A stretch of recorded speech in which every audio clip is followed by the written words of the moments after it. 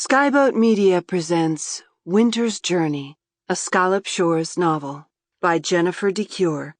This book is read by Gabrielle Decuir. Chapter 1. She was in hell, and it had well and truly frozen over. Already exhausted from her cross-country flight, Wynter slumped from the weight of her misery as she stared at the two-story farmhouse.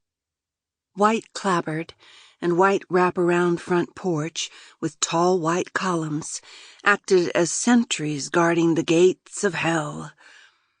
And all of it blending in quite hideously with the snow that blanketed every blessed surface of the postage stamp-sized dot on the map that was Braden, Vermont.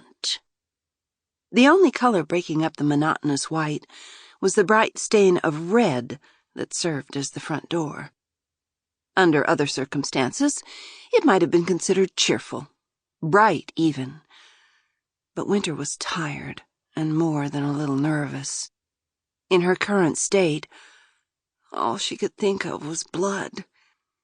She shivered, thinking to herself that she should not have come.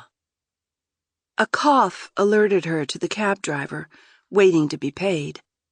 Wynter closed her eyes, her trembling fingers reaching for the small fold of bills in her coat pocket, the last of her money. By stiffing the man his tip, she could keep the last precious $20 bill. Quickly, she handed the entire amount across the front seat to the driver, unable to meet his eyes for that uncharitable thought. Cold air sucked away what little warmth the old car's heater had generated when the driver opened his door. He whistled an off-key tune, pulling her meager possessions from the trunk before he came back into view, setting her bags beside the neatly plowed walkway. He disappeared again, slammed the trunk closed, and came around to help her exit the vehicle. "Careful, it's slipperier than it looks."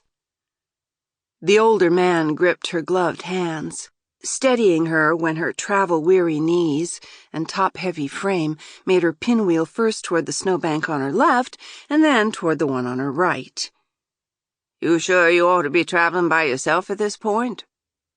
He looked down at her very round belly. "Got the all clear from the doctor just yesterday." Wynter smiled brightly through the bald-faced lie. The airline had tried to give her a hard time.